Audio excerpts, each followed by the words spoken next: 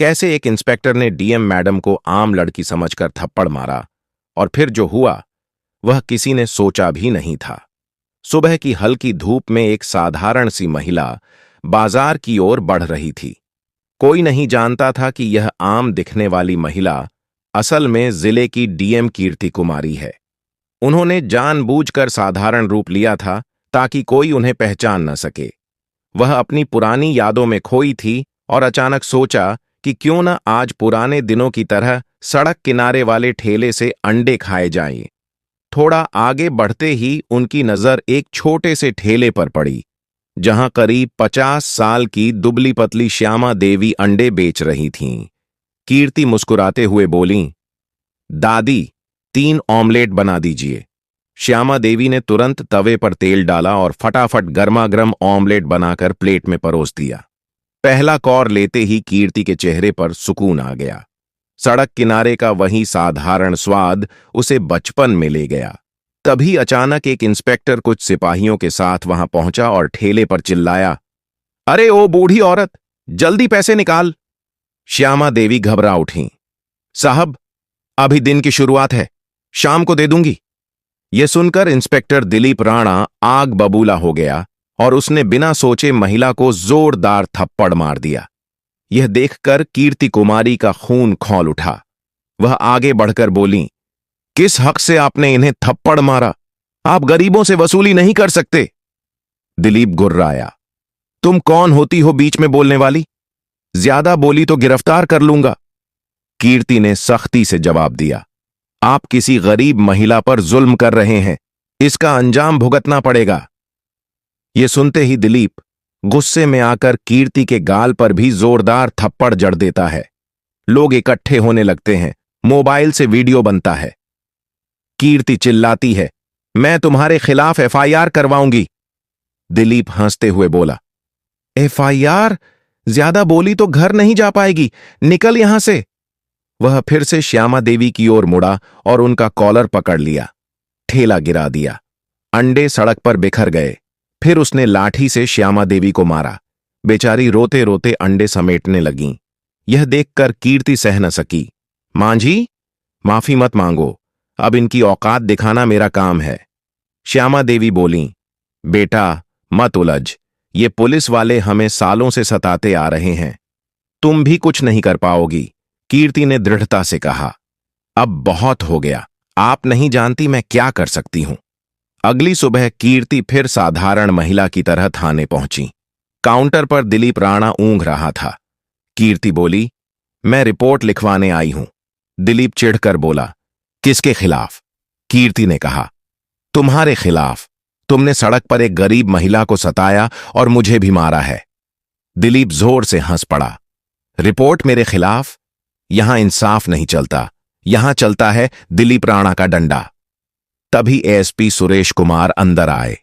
उन्होंने घूर कर पूछा, नाम क्या है तुम्हारा? कीर्ति ने कहा, कीर्ति कुमारी। सुरेश हंसते हुए बोला, हमारे पास फालतू वक्त नहीं है, निकलो यहां से।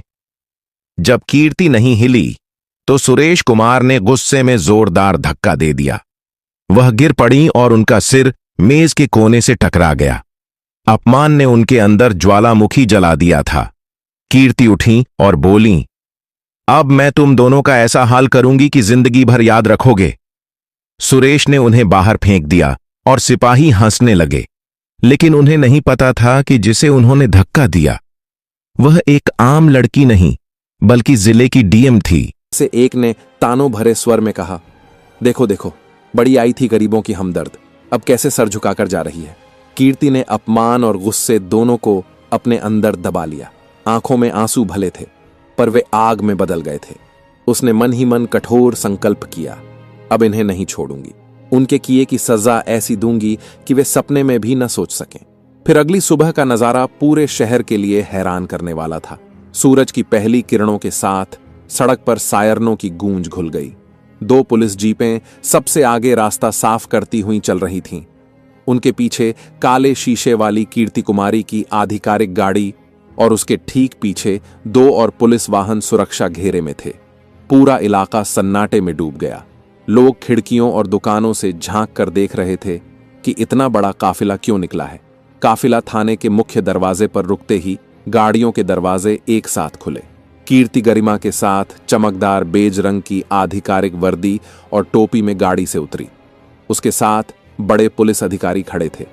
थाने के बरामदे में वे ही सिपाही खड़े थे जो कल तक उस पर हंस रहे थे। अब वे पत्थर की मूर्तियां बन गए थे। उनके पांव तले जमीन खिसक चुकी थी, आंखें फटी थीं और होंठ सूख गए थे। एसपी सुरेश कुमार अपनी मेज पर बैठा फाइलें देख रहा था और पास में खड़ा दिलीप राणा भी हैरान सा खड़ा था। दोनों को जरा भी अंदाजा नहीं था कि आज उनका सबसे बुरा दिन आ गया है। कीर्ति बिना किसी को देखे सीधी नापतल वाली चाल में थाने के अंदर चली। उसकी वर्दी की चमक और आसपास गूंजता सन्नाटा सब कुछ बयां कर रहा था। उसकी आंखें ठहर कर सीधे सुरेश पर टिक गईं। सुरेश ठिठक गया, चेहरा उड़ चुका था और वही कल का मंजर उसकी आंखों के सामने घूम रहा था। वह लड़की जिसे उसने धक्का देकर थाने से बाहर किया था, आज डीएम बनकर उसी थाने में खड़ी थी। दिलीप भी हक्का बक्का रह गया। उसके चेहरे पर डर साफ झलक रहा था। कीर्ति ने ठंडी पर सख्त आवाज में कहा, चेहरे का रंग क्यों उतर गया? याद है ना, जब मैं उस बुजुर्ग महिला के साथ हुए अन्याय के चलते रिपोर्ट लिखवाने आई थी, तब यहीं से धक्के मारकर निकाला गया था। आज मैं उसी दरवाजे से वापस आई हूं। फर्क बस इतना है कि कल मैं साधारण कपड़ों में थी और आज डीएम की वर्दी में। सुरेश और दिलीप के पास कोई जवाब न था। उनके चेहरे झुके हुए थे। कीर्ति ने सख्त स्वर में कहा, तुम दोनों ने गरीबों पर जुल्म किया है और कानून की मर्यादा तोड़ी है। अब तुम्हें जनता के सामने शर्मिंदा होकर अपनी औकात याद करनी होगी।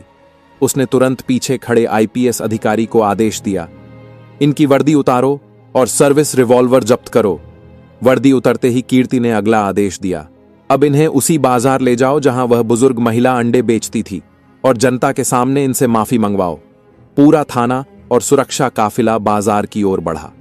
बाजार में भारी भीड़ इकट्ठी हो चुकी थी।